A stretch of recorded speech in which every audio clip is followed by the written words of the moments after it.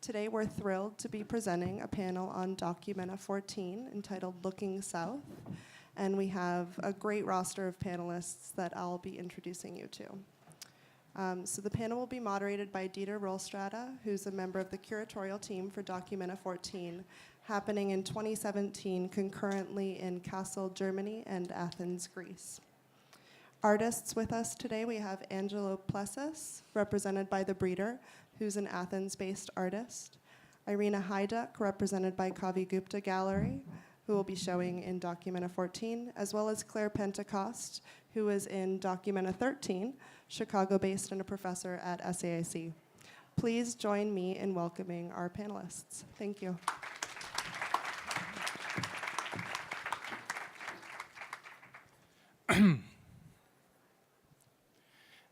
Good morning, everyone. Afternoon. I just flew in yesterday, so I'm a little bit confused about the time. So anyway, thank you, Stephanie, for the introduction. Thank you, EXPO Chicago, for hosting this event. And thanks to my panelists for heeding my call a couple of months ago to join me on stage for this event, talking about Documenta 14 primarily, also a little bit the very recent past of Documenta in the shape of Documenta 13. For those of you who I hope should be a minority, who don't know what Documenta is, it's an exhibition that I enjoy introducing as the biggest show on earth, even though the Documenta press office always discourages me from doing so. But anyway, it's a big quinquennial exhibition that has been happening ever since 1955 in the German city of Kassel. The first edition took place in 1955. The first couple of editions happened every 4 years until sometime in the late 60s when the current rhythm of a 5-yearly edition was established. It's an exhibition that, along with the Venice Biennial and the Sao Paulo Biennial, ranks among the most important events in the global art calendar. And it's an event that maybe some of you have witnessed previous editions of. I myself am a member of the curatorial team of Documenta 14, which, as Stephanie pointed out, will happen next year, once again in the German city of Kassel, its official home. But also in the city of Athens, and I'll talk to this in just a second. So I've been working for Documenta since 2015, really, and I moved to Kassel to work on Documenta 14 from Chicago. So those of you in the know will maybe remember me from my Chicago years. And anyway, so that's brief introduction. So the unique feature one of the unique characteristic of Documenta 14 is that, as Stephanie pointed out, already it will be held concurrently in 2 cities, in Kassel and in Athens. Now, there is a history of Documenta as this German state-funded cultural project of going on the road and expanding its geographic horizon in various places on Earth. But really, it'll be the first time next year, in 2017, that the exhibition actually unfolds in 2 cities at the same time, at the same scale, and with the same ambitions. And the reason why we are taking Documenta on the road to Athens in particular is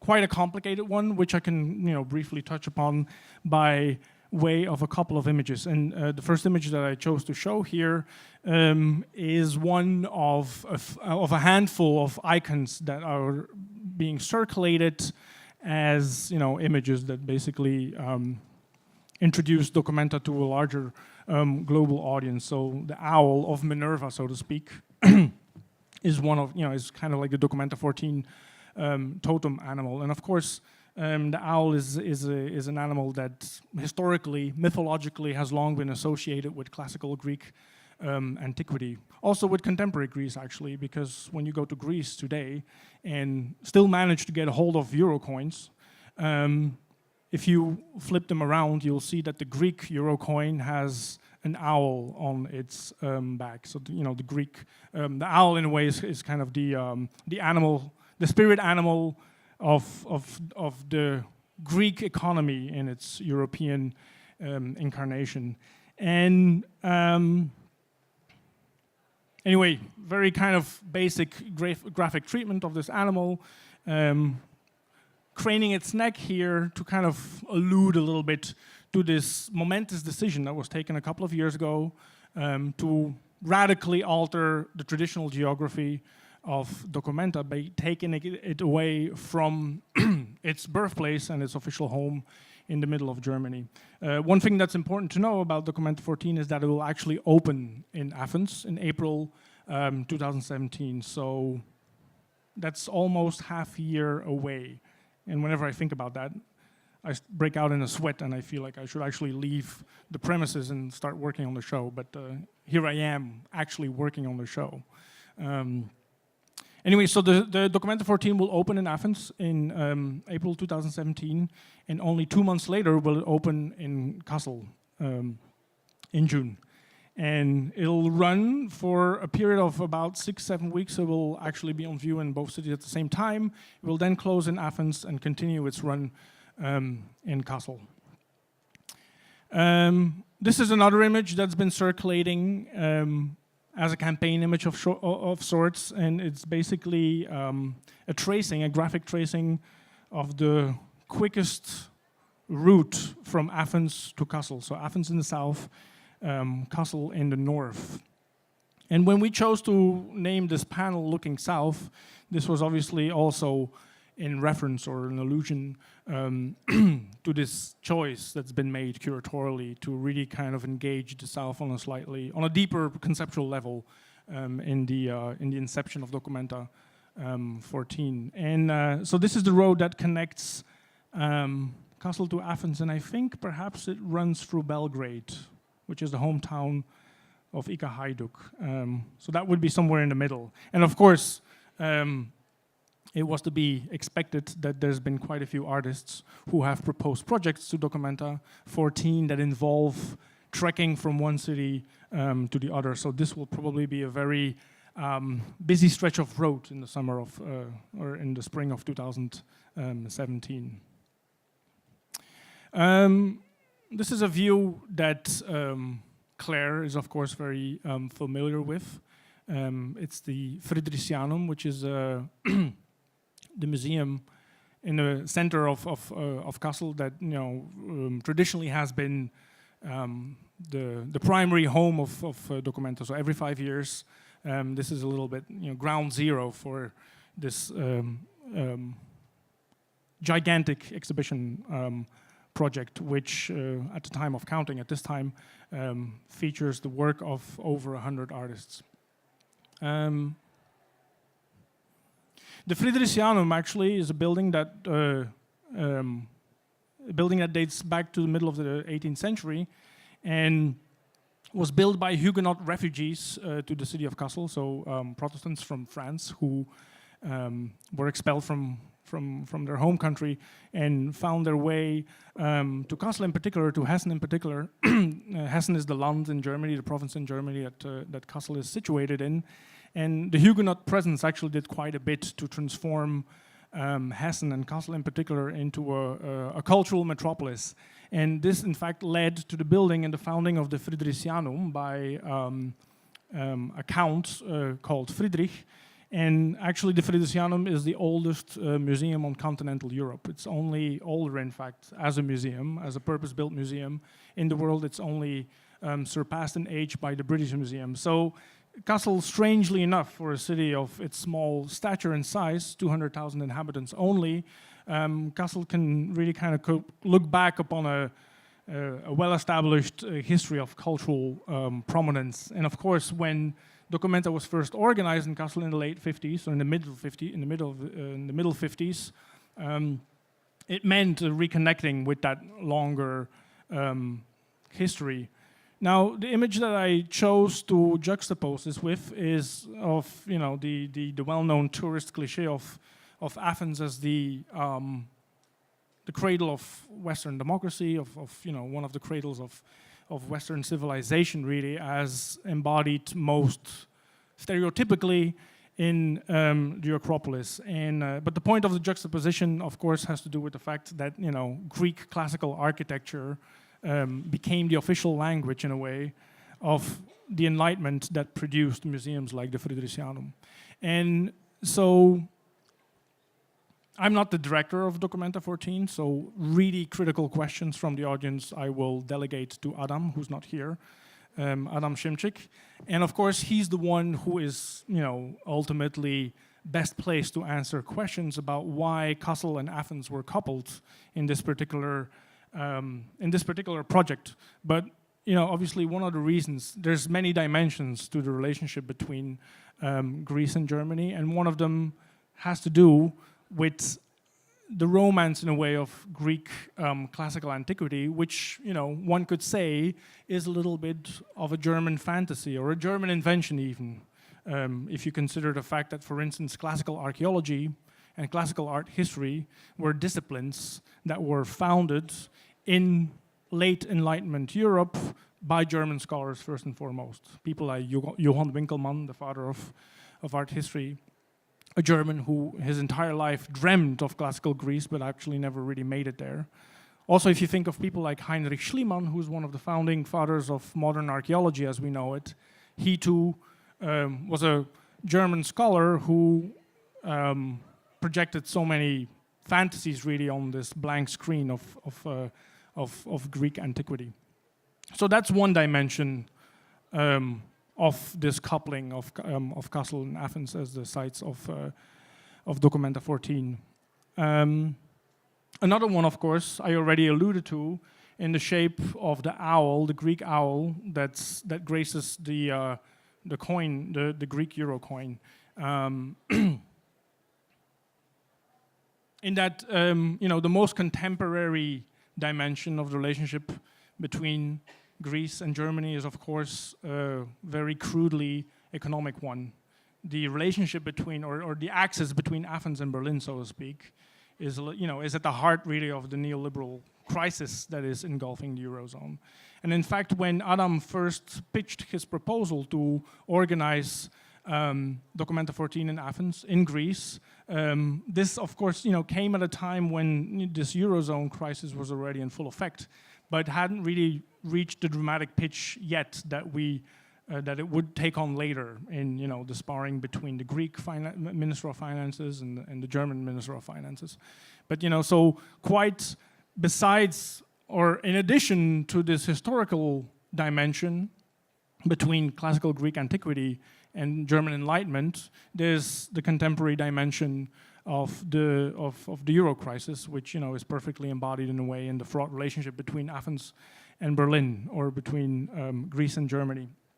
And then I'll go back to this line because it's not just the connecting route between these two cities; it's also the road taken by hundreds of thousands of refugees that have been pouring into Europe, especially from Syria, from Afghanistan, the Middle East, Northern Africa, Somalia, and the like. Millions, hundreds of thousands of people who have tried to make their way into Fortress Europe, and do so by entering Greece with hopes of ending up in Germany. So this is not just the road that art will take in 2017, but it's also the road that is taken on a daily basis by hundreds of refugee families. And that too is a dimension, or is a complication in the relationship between Greece and Germany that really wasn't planned to be part of the conceptual backdrop of Documenta 14, but here it is.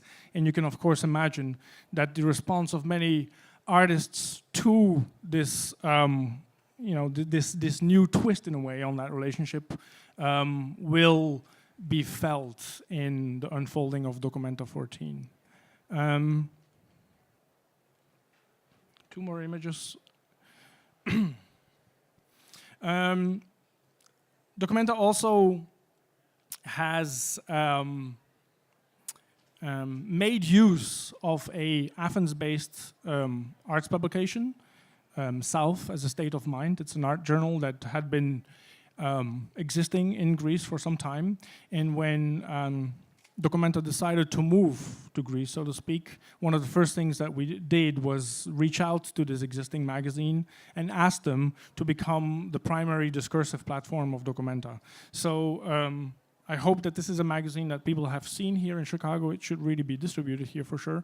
2 issues have been published so far, and as I said, they're basically they're a little bit kind of the paper versions of the archipelago of discursive events that was organized by Okui and Vezor as part of Documenta 11 in 2012. So they're basically, the voices in a way of the theory behind the exhibition project. And I just want to very briefly also touch upon the title, of course, which is a crucial one.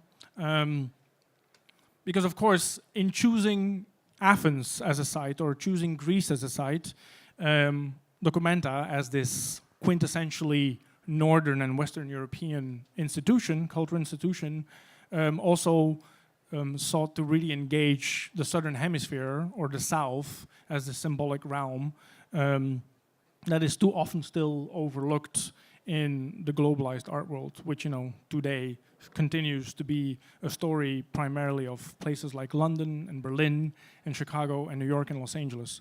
There's been a lot of talk about the globalization of the art world, and of course there are many events around the world that really have delivered globalization as a reality. But I'm quite confident in saying that Documenta 14 will perhaps be the first mega event to perhaps feature more artists from the Southern Hemisphere in its selection than any of the previous editions. Of course, it has also, I also as a curator have to admit that it is not without problems to posit Athens as South, because Athens is still a European capital, no matter its proximity to the Middle East or no matter its, its similarity to places like Beirut or Cairo or Marseille rather than, Bergen or Berlin. But of course, in choosing Athens as a portal that kind of gives out onto the South, a symbolic choice was made first and foremost to expand, the range of curatorial possibilities in thinking Documenta. So that's the introduction, and I will now hand over to 2 artists who have been invited to participate in Documenta 14. They will both speak about their current research and how that research responds to some of the things that I just mentioned very briefly. And then in conclusion, we'll listen to Claire, a veteran of the circus, who will perhaps, who may provide the reality check that our shameless dreaming desperately requires. So with that, I'm going to hand it over to Angelo. Can you hear me? Yes, okay, thank you. So it was late 2011, and at that time, as you all know, a new uncertain future started for Greece. Austerity measures, poverty, repression replaced comforts, and our life changed drastically. At the same time, this counter-hedonistic reality created for many of us a new sense of creating alternative and nomadic spaces of thinking and also comfort. Even before the crisis, I was always thinking about making a different kind of ashram in south of India, where ideas on art, writing, technology, psychology, and also well-being would be combined and expanded. I would invite friends or strangers to initiate and acquire a different type of experience, communally of course, and we would focus on effects of our neoliberal post-technological life. Phenomena such as hyperconnectivity and solitude, but also spiritual reconnections with antiquity and other eras. I grew up in Athens during the economic and cultural growth of the 80s and the 90s. Our life was very different at that time. There was a fake sense of like growth, and so, but also the climate and the temperament of Greece was like an eternal retreat, like until at least the crisis. In the summers, I remember spending them in children's creative camps before I go with other holidays with my parents. And we would spend time with nature, where children also abandon their more comfy surroundings and experience a new kind of voluntary poverty commanded by their parents. But also, my parents as well were this kind of generation that they were having, you know, they were not exactly there, but they were forming some sort of communes with their friends in Greece. And this is one of the oldest examples, and the first is Matala in Crete, where people from Greece and internationally were getting together there every year. And so now, growing up in these like difficulty times, I'm realizing many connections with all these things of my childhood and how I grew up. And I also realizing now that Athens is very similar with how was California in the 70s. I mean, there is less violence, but it's still, you know, there is an agitated vibe there. So, yeah. So,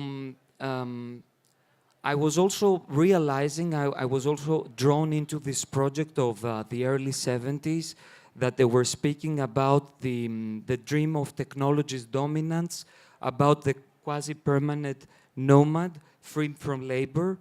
And now we live like under this mindset. We are dominated by technology, and it has dominated our minds. So I feel our minds are totally homeless right now. And the limits of labor and free time are very, very obscure. I will read you briefly a book I read recently, actually, after I formed this project. I'm going to show you. It's called the Spheric Manifesto, and it's written by Jose Argeles. And he's like saying, as we keep gaining knowledge and wisdom from the cybersphere, at some point we will transform into wise human beings who are able to detach from it. This is when we will finally reach the highest levels of cosmic and earth consciousness, known as the noosphere. Nous in Greek means mind. I'm very, very brief with everything, so I just want to have an overview of my thinking. So all these ideas started taking shape in one project I call the Eternal Internet Brotherhood Sisterhood. And the magazine interview was the motive where I had to describe everything in detail with a question, what would be my dream project? So I started describing a gathering of internet artists, people who have never met in their life before, they just knew only online, and they would like gather in this ancient island of Delos, making works on the spot while swimming, talking, camping, staying together. Funnily enough, I never realized actually to make it, but when the magazine was published in the magazine, I started getting emails and requests from artists and writers and thinkers how they can participate and how they could be involved and when this was happening. Of course, in Greece, with the crisis, funding is totally out of the question, but strangely enough, for me, it was quite liberating. And so I decided just to do it. I set up a crowdfunding campaign just to cover some of the basic expenses of the participants. I called it the Eternal Internet Brotherhood. I liked the name very much. It was coming up in search engines very easily. And you know, internet brother and sister is kind of an oxymoron. So I liked that. And I blend all these things together. So the first venue of this project was Anafi. It's this like island, a bit like remote from very touristy and kind of neoliberal corporate-looking islands. I mean, the whole landscape of this place is now, it's radically changing. So this island actually still now has a very, very liberated feeling. You could be naked all day. You could like free camp, because free camping in Greece now it's not allowed. So, so we started like, we were about 15 people there. Some people could not make it, did a remote residency from there. This is an artist from Spain that when she was coming to Anafis, she made some sort of a performative thing with the public cameras of Santorini, and then she did some different workshops, bracelet workshops on the beach. Her name is Amalia Ullman. This is an artist, a Greek artist, Miltos Manetas. He was just making videos from his phone, invisible paintings, he was calling them, while people were nudist on the beach. Different projections, and all these kind of impromptu events that we were all day together, and we would improvise things on the spot, what we would do. The second edition happened 1 year after. This is an annual project, and it happened in this surrealist park, 10 hours north from Mexico City. This is a semi-abandoned surrealist park that was built in the 40s and 50s by a British patron who was actually related with the surrealist movement. So he made this kind of a retreat for the surrealist artists like Picasso and Yves Tanguy were going there. This is the guy. And it's really interesting. When you arrive in this place, you forget that there is no sense of reality. There is jungle eating these concrete structures that you go in this actually building. You go up and it feels like it's moving. It will fall apart. And so we discarded our technology here. That was part of a performance by an artist called Joe Hamilton. And we started like, we were there 1 week in this very remote place. Actually, in all the places I'm gonna show you, there is not even internet. We're just using technology as like some sort of hardware or utilitarian thing, or we just don't even use it. This is a projection I did of one of my pieces in this maze, that this maze also actually became an interface for a performance after for other artists. This is like a tea ceremony wedding performance done by Japanese artist Mai Ueda and an American artist Mike Calvert in one of the structures.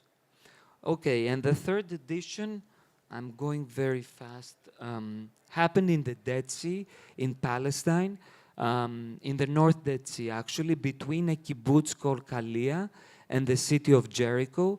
That was the most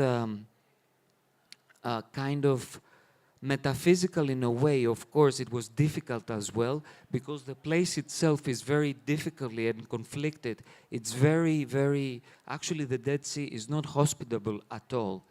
And at the end, then you have all these minerals, apart from the conflicts, you have all these minerals on the air, and you are just 400 meters down from the sea level, and you are hyperoxygenated. So you are very, very hyper. You're actually like being on speed.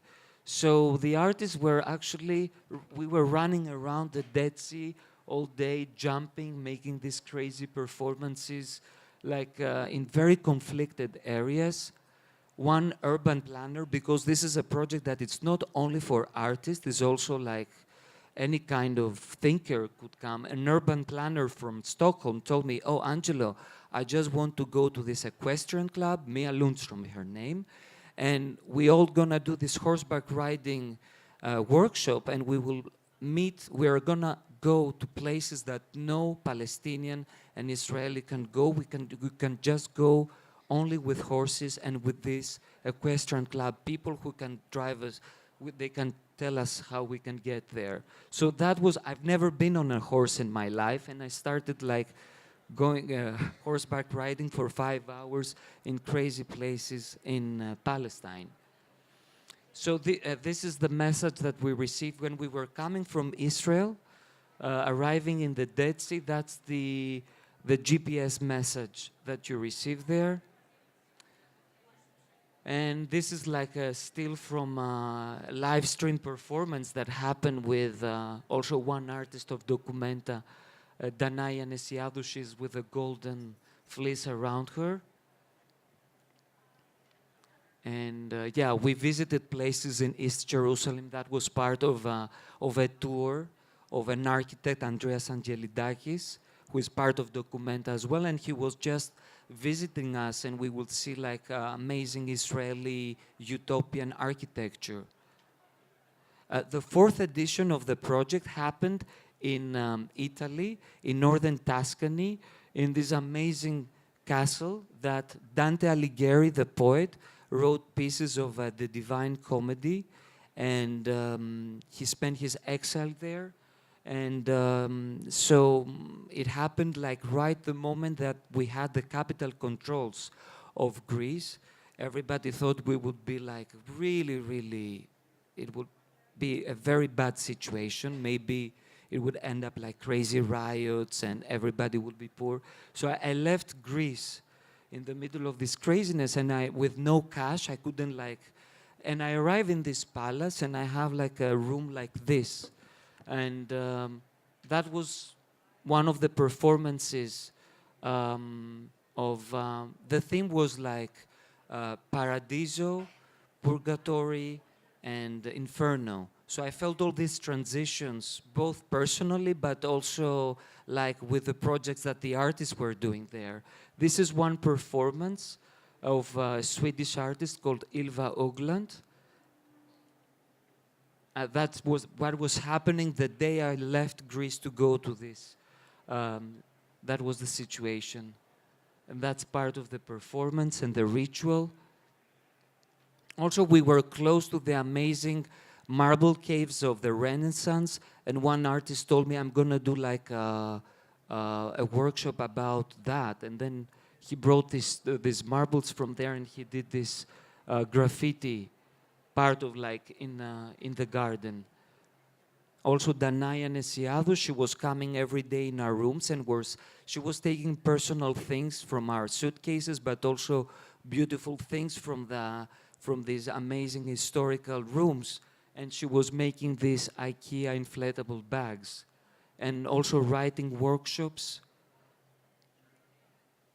This is an installation I did last year for the Deste Prize. I was invited to be part of that. I was shortlisted, and I made this kind of promotional stand inside and I made like all this archival stuff that I collected from the 3 first editions while the 4th was happening. And I also made few events inside there, inviting people, but also meeting new people. It was also a meeting point for people who want to participate in the future editions. No. So I want to like conclude my speech, closing this super fast. Actually, the next Eternal Internet Brotherhood is happening in Sri Lanka in 2 weeks from now, in the Cultural Triangle. So closing this super fast presentation, I wanted to touch on issues on dislocation, community, and intellectual stimuli. I see the Eternal Internet Brotherhood, sisterhood, as a tentacle of Documenta 14, because I see, now I'm living in Athens and I see all these people like flying there, coming there, and this like, you know, ongoing community that Documenta 14 is creating. You know, the exploration of a new place, new people displaced from one place from another, meeting especially the curators, meeting locals and foreigners, and how this connection spontaneously unfolding is very interesting to see from another point of view. I'm also drawn to this, that Documenta 14 encompasses both negation and rejection for conventional continuity with this kind of project in Athens, and a different structural methodology. So I hope Kassel and Athens will form a great brotherhood.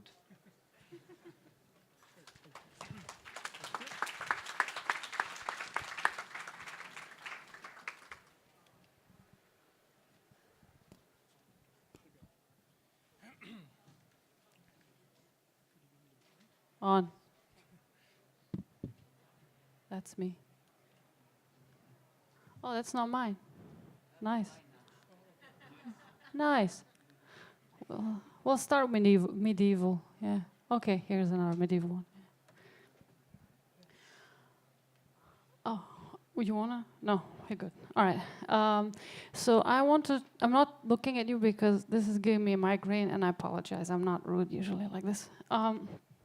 So this is King Dragutin's chapel in the middle of Serbia, which is in a part called the Balkans. It hosted the traditional kind of ancient Via Militaris road since the beginning of the 3rd century.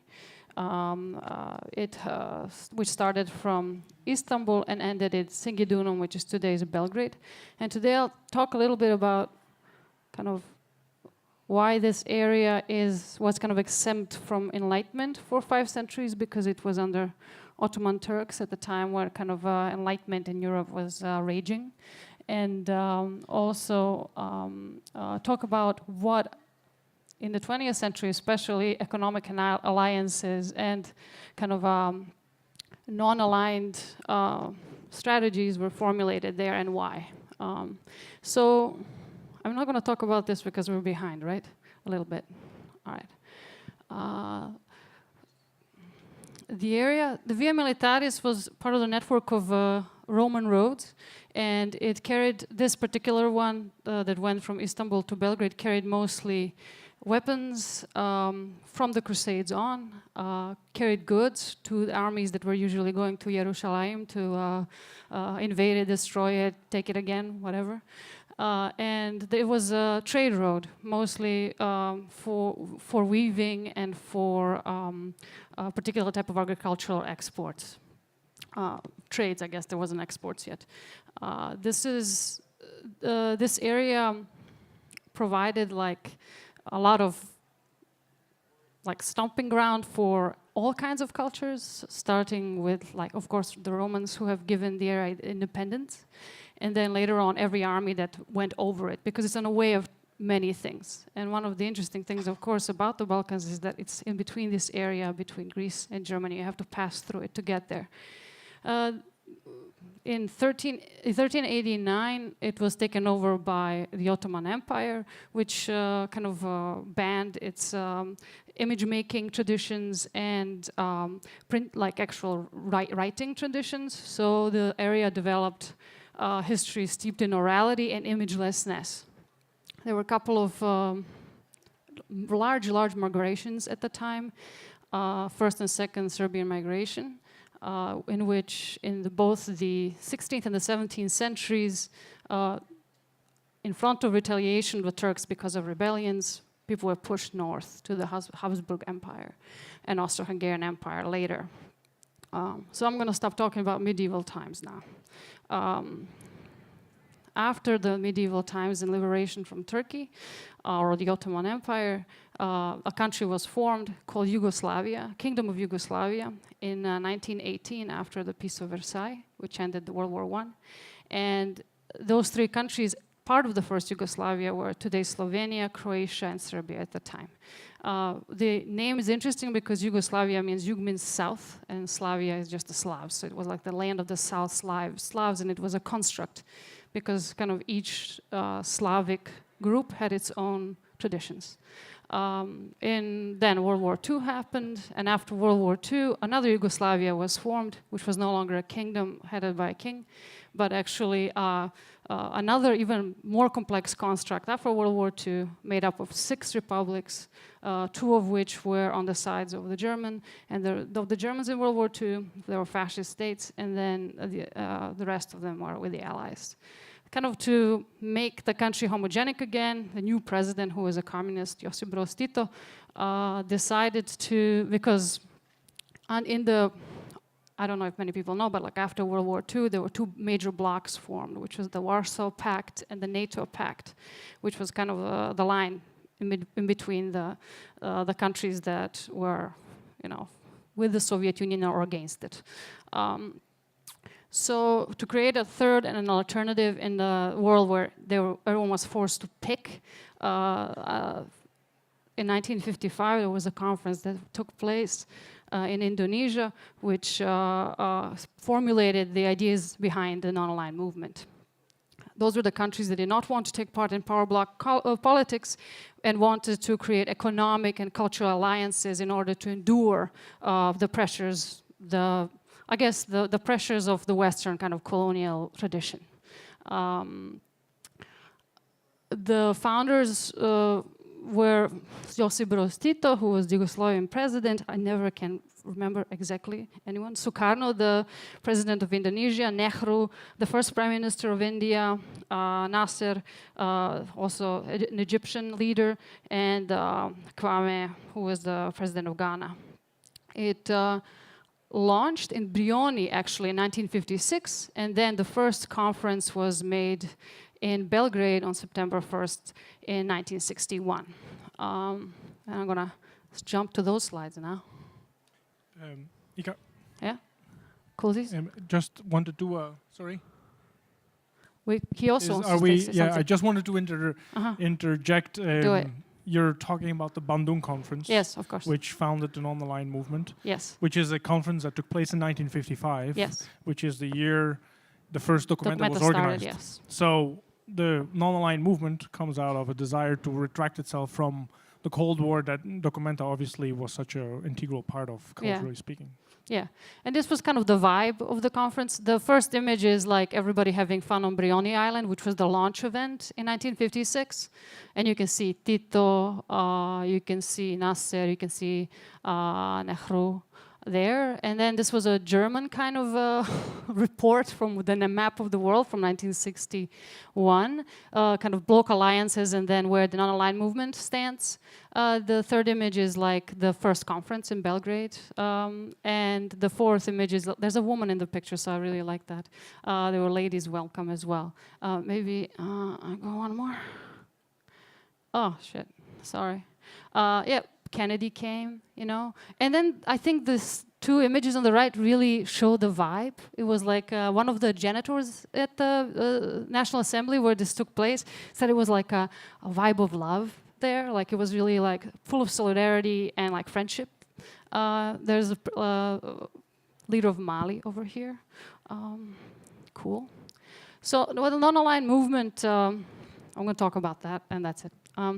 What the non-aligned movement provided was labor exchanges mostly. It was economically important because these countries that were trying to stick together and survive this kind of conflict between the East and the West they did that in a very conscious economic way. The UN was elected to be a kind of facilitator of all the exchanges. So if somebody in Pakistan needed a bridge built, they would call GANEX in Belgrade and say, we need bridges. They say, we'll teach you how to do bridges. And then if they needed something, they would give back. Also, loans from one country to the other, which were without interest, this is very important, were facilitated by the UN. So if Egypt needed some money, Yugoslavia could borrow, and then they would return without interest, and the UN would be the intermediary. Now, to tell a different story about kind of the Balkans as this kind of hemorrhoid in the asshole of Europe and the kind of place where people just kill each other and are drunk all the time, I guess. The conflict in the 90s did result from a particular type of ethnic tension that was not resolved during World War II in these alliances that I've talked about. But one of the major, and by major I mean most of it, factors was that the non-aligned movement was weakened in the 80s and of course at the beginning of the 90s with the falling apart of the Soviet Union and the taking down of the Berlin Wall, it really started weakening. So these loans that were given from one country to the other in the non-aligned movement in 1983, under pressure of the International Monetary Fund, were converted into International Monetary Fund loans, which were predatory loans with insane inflation rates.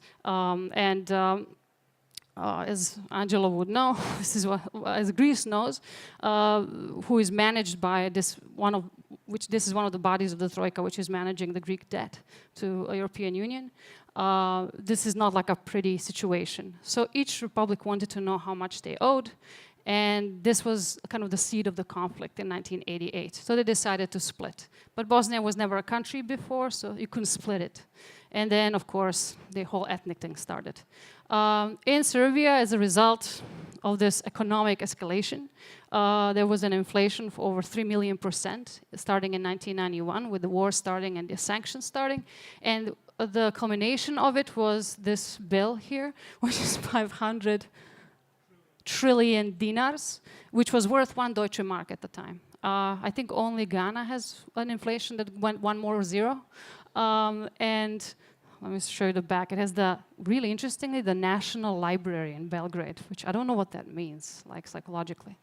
So after this insane inflation and the bulldozer revolution, which kind of deposed Slobodan Milosevic, who was one of the parties in the wars in the 1990s, we have a country which is completely going through a process of forced privatization, where all these insanely efficient, self-managed, I guess socialist, socio-communist, non-aligned based infrastructures are being aggressively either bought up by corporations from the West and devalued, of course, so they could be bought for like $1, or completely dismantled and destroyed. And the result is kind of this map of the city of Belgrade, Belgrade is famously on the joining of Sava and Danube rivers, which is a major trade route. That's why Via Militaris was on it. And this is a part of the Sava coast, which the Emirates have bought. And this is their kind of development project at the shore of the Belgrade Sava. And this is kind of a rendition of it. It was so kind of prevalent 3 years ago that city of Belgrade has put the image in its Google search results and then immediately retracted it because there was an outrage about it, like that an actual like private entity that was kind of in a very explicit way privatizing public space also. This is not a space that citizens of Belgrade will have access to probably anymore. Became the kind of the picture of Belgrade, which was kind of accurate because around 22,000 public institutions have been privatized in the last 10 years. So that's like the place. I didn't want to talk about the work. I wanted to talk about the place where the work is being made. Okay, thank you.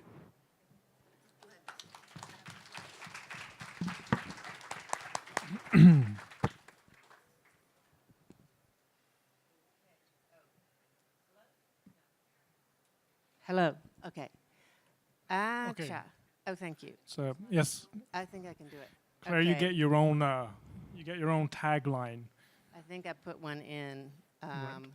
Oh no. Okay. I'm talking about the known world, and it's impossible to summarize a Documenta. I want to emphasize what a large and complex undertaking it is. And I encourage all of you to go to the Documenta if you have any possibility of going. It's really extraordinary cultural experience. I was in the Documenta 13 in 2012. The Documentas, each one starts with an artistic director or curator. For my Documenta, it was Carolyn Christoph Bakargiev. Now, see, every Documenta, whatever's built up is dismantled. And then it starts with this person. And then something comparable to a city is being built. A small town, okay? It's cozier. Angelo talked about the community that's being built. And it's really extraordinary.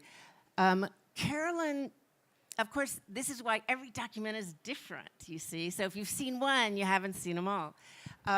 She had, for a long time, you know, people were asking her, leading up to the Documenta, what's it about, what's it about? And she was very evasive. But she did make these kinds of statements.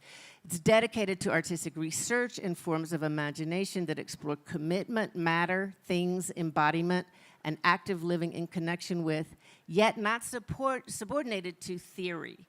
And I remember hearing from a very prominent European curator about a year before this Documenta that the word on the street was this was the Documenta with no theory. But actually, it just approached theory in a really different way, much more through embodiment. It's driven by a holistic and non-logocentric vision that is skeptical of the persisting belief in economic growth. So it did want to make a statement against the kind of planetocide, biocidal drive for economic growth. This vision is shared with and recognizes the shapes and practices of knowing of all the animate and inanimate makers of the world, including people.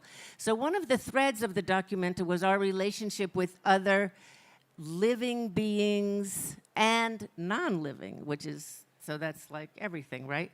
And it was that kind of thing. It happened, of course, in Kassel. That was the main place. But there were also iterations in Kabul, Afghanistan, in Cairo, Egypt, and in Banff, Canada. And these were kind of, they were kind of conceived as different positions for the artist. So in Kassel, it was the position of on stage. In Kabul, it was under siege.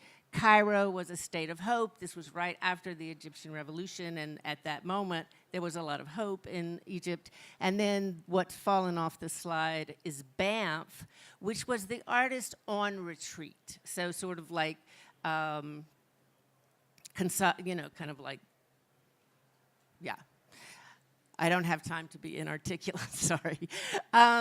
Now here's a map, and so I want to emphasize the scale. So not only was it in like 4 different cities in different iterations, but all these different, these buildings in gray are part of it. It takes over this small city of Kassel. And this is the Aua Park, which had all these little buildings. I'll show you. This was one connection. This is Alighieri Boetti's map. Boetti actually had a hotel in Kabul. And so Carolyn was really interested in making a lot of historical connections. This is a work by Michael Rakowitz of Chicago, where he went to Afghanistan and used the marble from the Buddhas that had been exploded by the Taliban, and he had stone carving workshops there with students from Afghanistan, and they made these beautiful books. The books are copies of books from the library in the Friedrichshainum in Kassel that was bombed. So some of the books are burned. This also, oh shit, sorry, it's not supposed to do this. This is the opening of the Friedrichshainum, and just to show you the luxury of space, this is a huge hall that has only one piece in it. Well, it has 2 pieces. One you can see people standing around, and the other was just a cool wind. Do you remember who did that? Thank you. I just, and it was lovely in the hot summer to go in there and be in this spacious hall with a cool wind. Whoops. Now, the other thing about Documenta is the time to develop it, because it's 5 years, really 4, but it's quite amazing. And these are just the things that I participated in, which shows you all the, just a little taste of all the different things that went on. I was in the exhibition. I wrote a notebook because the publication aspect was in the form of 100 notebooks by 100 different authors. Some were artists, some were anthropologists, physicists, poets, filmmakers. The worldly companions I worked with, and they were the tour guides. And these were people from Kassel who started like 6 months before the Documenta and went through an art training. These were non-artists, non-art people, and they were the tour guides. So it was a way of engaging people from the city. I had a workshop on soil because that was my project. I had a farmers' congress on compost. I had staged Monsanto hearings in the Midwest. There were 2 symposiums I was part of, multi-species interaction and seeds. I was on the retreat in Canada and part of an academy.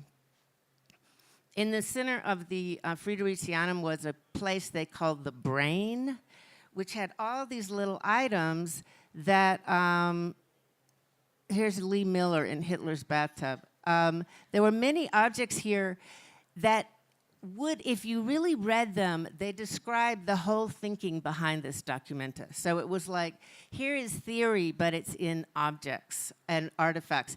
These are things of Morandi's and his paintings, his still life. So what this kind of encapsulates the theme of embodiment. Bactrian princesses, 3,000 years old. In the park, as I told you, there were all these little, I don't know how many, probably 50 different houses with artists' work in them. This is Doug Ashford, painter, veteran of group material. This is a work in the park in the compost area by Pierre Huyghe. And one of the interesting things about it was you didn't know what was part of the installation and what wasn't. Like this marijuana plant. Did he plant it or did it just grow there? This dog walking around there, which there was a lot of controversy about. And I got time to, sorry, it's just, I can't control the slides because they want to go forward. I had time to arrange for myself a residency at the University of Kassel Organic Agriculture Program in Witzenhausen, right outside of Kassel. And so I had a studio they gave me for 5 months to make my project there. And it's an extraordinary privilege for an artist. And here's my project. I'm not going to talk about it because I've talked about it so much. But this is also part of my project that was out in a garden. And in this garden, there was a project called And, created by Irene Anastas and René Gabri. And they commandeered this old gym and had a communal space there all summer where we cooked every night together.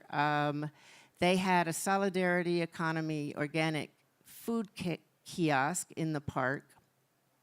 They started several gardens, community gardens. And I think I'm going to skip this. Oh, and here's Lori Waxman, also from Chicago, doing her 60-minute reviews where artists from the region could bring their art and she would write them a review in 1 hour. And they're all posted. And this is one of the little houses that was hers. So the themes of that Documenta had a lot to do with ecology and the crisis of ecology and on our Earth. And it's kind of odd because Adam, first I want to say I'm totally excited about this upcoming Documenta. I think it's very brave and interesting. But I did ask Adam at one of his appearances in Chicago if he included in this sense of crisis that this was built around the ecological crisis. And he said, oh, of course.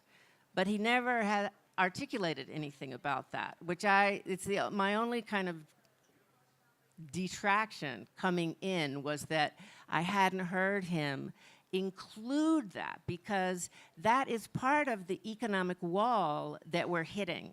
And the economy based on endless growth, right? And that's plenty for me to say. Great, thank you. Thank you, Claire. You did a great job of describing to the audience here, but more importantly to us, how much work it actually takes to make this giant exhibition. And it's very nice that you name-checked Lori Waxman and Michael Rakovitz as well, because quite aside of Ika, who's a former Chicagoan, there's actually an interesting, there's a nicely substantial Chicago presence coming up in the next Documenta as well. Dan Peterman, who's in the audience, I spotted him. I'm not sure if David Shutter is here. I'm blinded by the light, but maybe he is. And also William Pope L. So there's a nice history, in fact, of relationships that's starting to unspool between Chicago and Kassel, which, you know, I imagine may have to do something with decentralization, which of course, you know, taking Documenta on the road to Athens also has to do with. We've been at it for an hour, so I have to be mindful of the time. But I would like to kind of have the panelists perhaps answer a question each, and then, you know, if there's any questions, we'll very quickly turn to the audience. But, you know, one big question really for Angelo, which I'd start with, and of course, you know, Angelo is here. Angelo Plessas is a representative here of you know, the Greek home of Documenta 14, and of course, what I would like him to talk about very briefly is how the presence of Documenta 14 in Greece has been experienced and perceived so far. One thing that's important to know is that right at this very moment, actually, a major chapter of Documenta 14 public program is being inaugurated in Athens, and that's actually stirring quite a bit of controversy already. And perhaps, you know, Angelo can say something very briefly about the problems of Documenta, the virtues and vices of Documenta 14's presence in Athens. Okay, the initial reaction, of course, Greeks, they are always want to question everything and argue about everything. So, of course, there was, oh, what's this German thing is doing here? Like, what are we gonna, you know, they were very skeptical at the beginning, and I would say even a bit negative about this German component coming here. But I think slowly, gradually, it's been mellowed down, because now with this new public program that started, but also with this warm-up that happened in Polytechnio, people started coming in and they saw there is a very, very open platform, and I mean, people every day I hear now I'm gone. It just started a week ago. It's full of people. The public program every day they have like plenty. There is no space. Nobody could. So this like kind of well, Documenta came to Athens in a very, very discreet way. Not really like showing that we are here. We are like, you know, we are taking over. It was very, very mellow, and this thing now is just slowly, gradually, it's been culminating in the big thing. So everything is under progress, and there is a more positive, you know, thing. Yeah. Thank you. And Ika, a question for you has to do also with, well, you relocating to Belgrade quite recently, which, as I said, is halfway between Kassel and Athens.